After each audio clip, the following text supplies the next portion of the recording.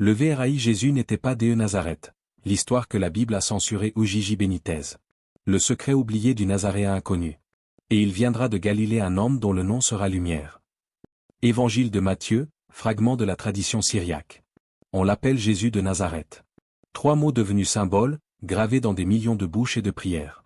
Et pourtant, derrière cette appellation familière, un mystère s'agite, un souffle ancien, comme un secret mal enterré. Depuis des siècles, les croyants se prosternent devant ce nom, persuadés qu'il désigne un lieu, une origine, une racine géographique. Mais si ce nom, répété comme un écho dans les temples, n'était qu'un voile posé sur une vérité plus vaste? Si Nazareth n'était pas une ville, mais une idée? Une invention tardive née pour habiller l'incompréhensible? Car l'histoire a de la mémoire, et les pierres, elles, parlent.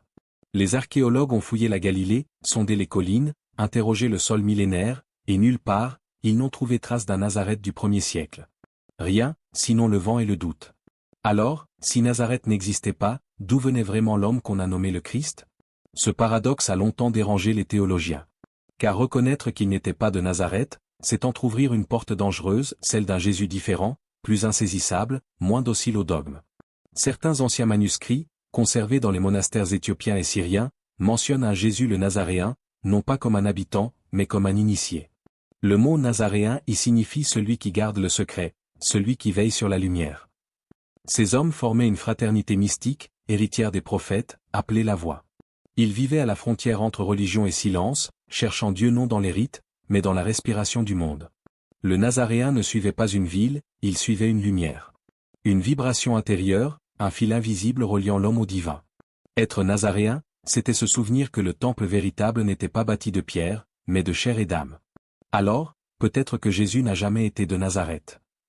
Peut-être était-il le Nazaréen, le gardien du souffle, le veilleur de la présence. Imagine cet homme marchant parmi les oliviers, le regard plongé dans l'horizon. Il parle d'un royaume, mais son royaume n'a pas de palais. Il parle de Dieu, mais sans le nommer. Il soigne les malades, non par miracle, mais par proximité d'esprit. Sa voix ne cherche pas à convaincre, elle rappelle. Il dit, le royaume est en vous. Des mots simples, mais explosifs. Car dire cela, à cette époque, c'était renverser l'ordre du monde. C'était affirmer que nul prêtre, nul pouvoir, nul dogme ne pouvait enfermer Dieu. Et c'est là, peut-être, le début du grand effacement. Car un homme qui proclame la liberté intérieure menace tous les trônes, spirituels comme terrestres. Alors, on l'a adouci. On a transformé sa lumière en symbole, et son mystère en histoire. Les siècles ont sculpté un Jésus convenable, docile, prévisible, figé dans la piété. Mais dans les interstices du texte, dans les mots effacés des apocryphes, le vrai visage persiste. Celui d'un homme qui ne prêche pas une religion, mais une mémoire spirituelle. Les scribes, les conciles, les copistes ont veillé à fermer la porte. Mais le vent passe toujours à travers les pierres. Et ce vent murmure une autre histoire, celle d'un Jésus sans origine, un homme dont la patrie est la lumière. Là où 2 ou 3 sont réunis en mon nom, je suis au milieu d'eux. Cette phrase, simple et mystérieuse, contient peut-être le secret. Le Nazaréen n'appartenait à aucune cité. Il appartenait à ceux qui cherchaient. Et si le plus grand mensonge de l'histoire n'était pas d'avoir crucifié le Christ, mais de l'avoir enfermé dans un lieu? Regarde autour de toi, le ciel, la poussière, le souffle. C'est là qu'il marche encore, libre, insaisissable. Non pas dans Nazareth, mais dans chaque cœur qui ose poser la question. Et si Dieu n'avait jamais quitté l'homme? Les textes cachés et la trace effacée. Dans les sables du temps, certains manuscrits survivent à peine, protégés par la poussière des monastères ou le silence des bibliothèques oubliées. Parmi eux, le livre de Thomas le Contendant, découvert à Nag Hammadi, murmure une vérité que peu ont osé entendre. Celui qui se connaît lui-même connaîtra tout. Ces mots ne sont pas simplement un conseil moral.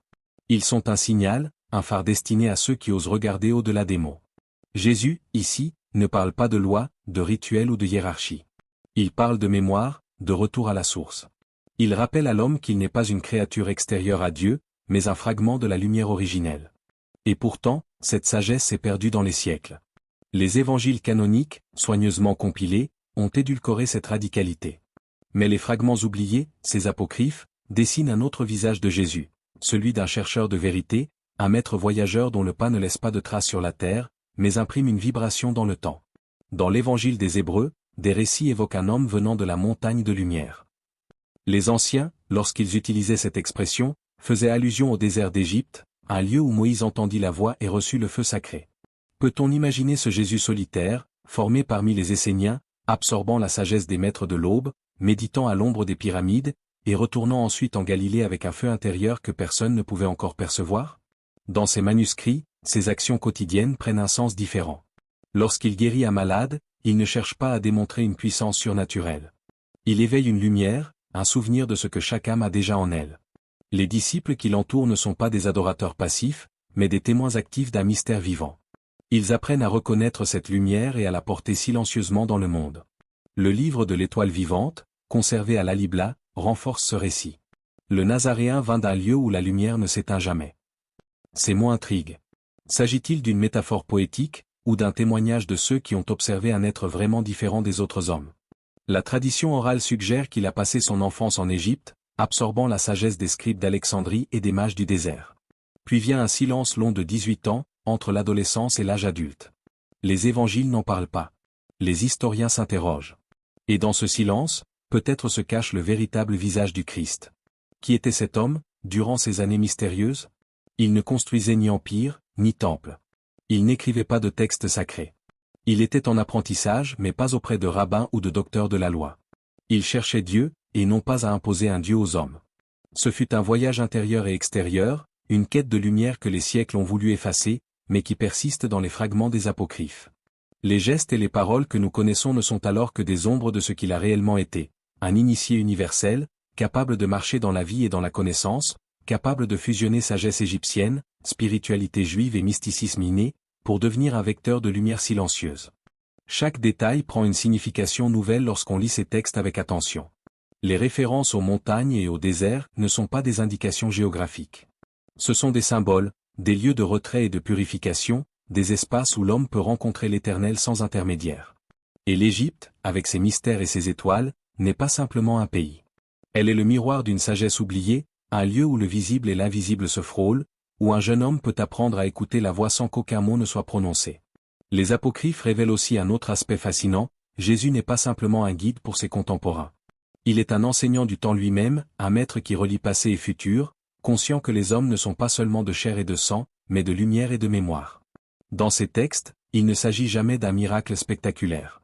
Il s'agit d'un éveil progressif, d'un rappel constant que chaque âme porte déjà en elle une étincelle divine.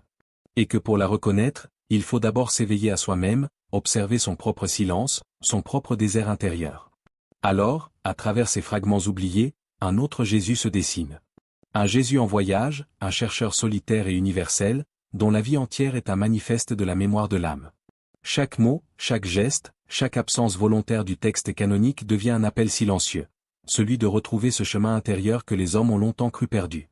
Et le spectateur, en découvrant ces traces effacées, n'est plus seulement un observateur passif. Il devient un chercheur, un témoin silencieux de cette lumière ancienne, invité à renaître dans son propre cœur. Le vrai Christ apparaît alors non pas comme un personnage historique figé, mais comme un souffle qui traverse le temps et l'espace, toujours vivant, toujours discret, mais toujours capable d'éveiller celui qui sait regarder au-delà des mots. L'interprétation symbolique, le Christ intérieur. Tout dans ce récit semble murmurer une vérité qui dépasse les siècles. Le Nazaréen inconnu n'est pas un simple personnage que l'on vénère ou que l'on place sur un piédestal. Il est un archétype vivant, un modèle de l'éveil spirituel, une lumière que chaque âme peut reconnaître si elle sait regarder au-delà des apparences. Le nom même, Nazareth, semble chargé d'un sens perdu. Dans la langue des anciens, il signifiait celui qui garde, celui qui veille sur quelque chose de précieux. Et ce qu'il gardait n'était ni un lieu, ni un trône, ni un héritage matériel. Il gardait la flamme divine qui brûle en chaque être humain, la lumière invisible que la plupart des hommes oublient de contempler. Lorsque Jésus dit « Le royaume de Dieu est au-dedans de vous », il ne parle pas d'un lieu futur ou d'une promesse lointaine. Il renverse des millénaires de pensées religieuses extérieures, où l'homme cherchait Dieu dans des édifices de pierre, dans des rituels imposés, dans des dogmes gravés et figés. Il affirme que la porte du ciel ne s'ouvre pas par les mains, mais par le cœur.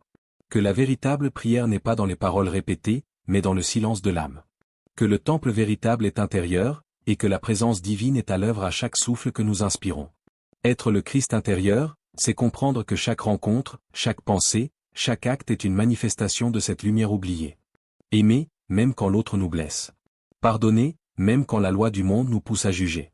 Le véritable Nazaréen ne force jamais, il réveille la mémoire de l'âme plutôt qu'il n'impose des règles.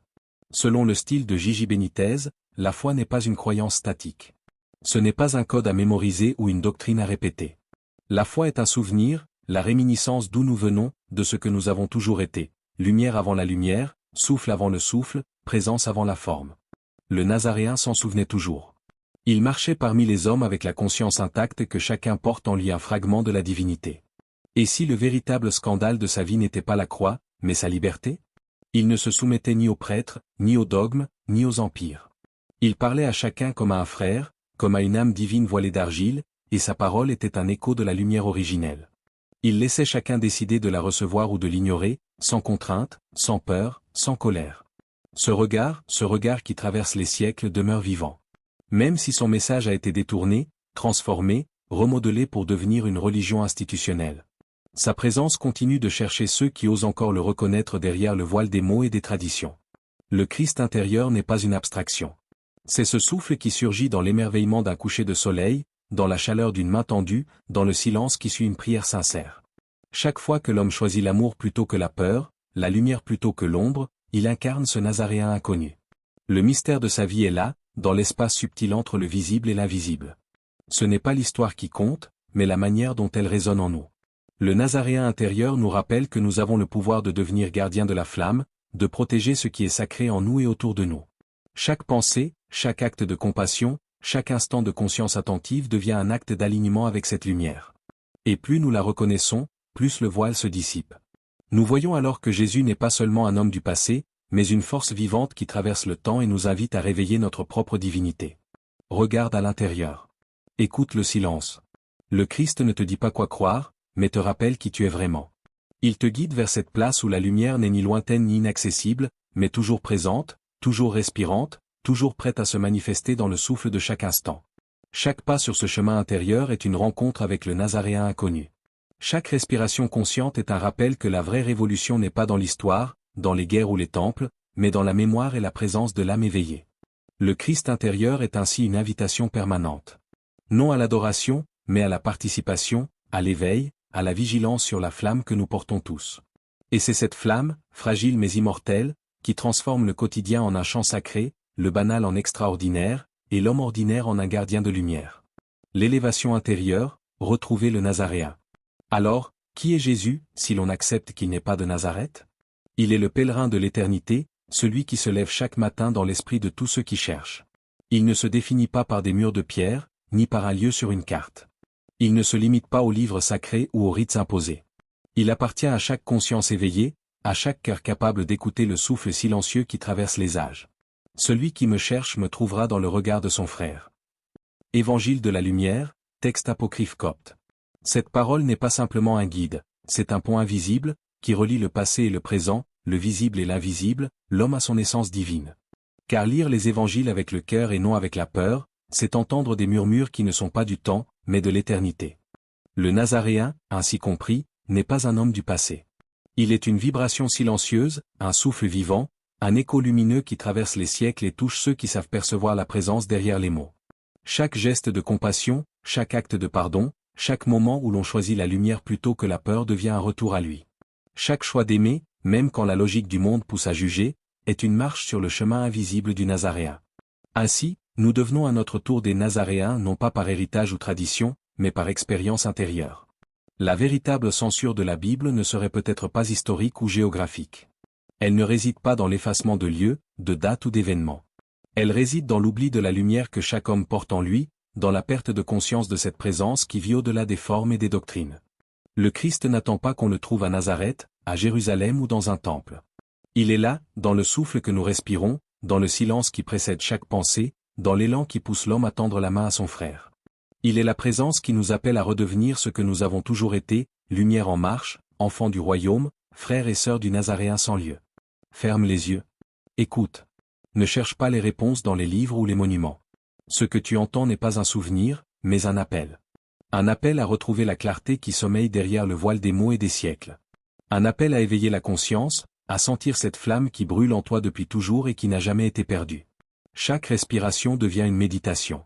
Chaque regard sincère, une rencontre avec la lumière. Chaque pensée qui se tourne vers l'amour, un pont vers le Nazaréen. Le Christ intérieur n'est pas distant, il ne s'agit pas de vénérer un passé. Il est ici, maintenant, vivant dans l'espace invisible de ton être, prêt à guider, à inspirer, à transformer. Imagine un instant le monde si chacun écoutait ce souffle intérieur. Si chacun se souvenait que la présence de Dieu n'est pas enfermée dans des rituels, mais dans chaque souffle humain, chaque vibration de conscience. Le Nazaréen ne se limite pas aux enseignements qu'on nous a transmis. Il est dans les silences, dans les éclats de lumière au coin d'une rue, dans l'éveil discret des âmes qui choisissent la bonté malgré tout. Ainsi, redevenir Nazaréen ne demande ni voyage, ni pèlerinage, ni titre. Il s'agit d'un retour à soi, un choix de marcher en harmonie avec la lumière intérieure. C'est un acte simple, quotidien, presque invisible, mais qui transforme l'homme et le monde. Car chaque geste de compassion, chaque acte d'attention, chaque instant de présence consciente propage cette flamme silencieuse. Et le souvenir du Nazaréen se révèle à nous non pas dans la pierre ou dans l'histoire, mais dans chaque conscience qui se souvient de sa propre lumière. Chaque cœur ouvert devient un temple, chaque regard aimant devient un passage vers le royaume intérieur. C'est là, dans ce souffle, dans cette lumière silencieuse, que Jésus continue de marcher parmi nous. Je suis avec vous tous les jours, jusqu'à la fin du monde. Matthieu 28, 20. Les mots de ce verset prennent un sens nouveau. Il ne parle pas d'un homme disparu ou d'un lieu précis.